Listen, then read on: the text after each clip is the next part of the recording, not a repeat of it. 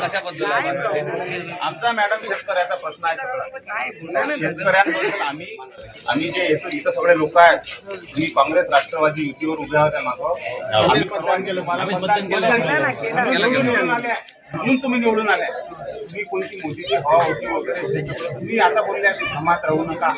हे सगळं बरोबर आहे, तुमचंही बरोबर आहे. आम्ही मान्य आहोत, सहमत आहोत किंवा मोदीची हवा आहेच.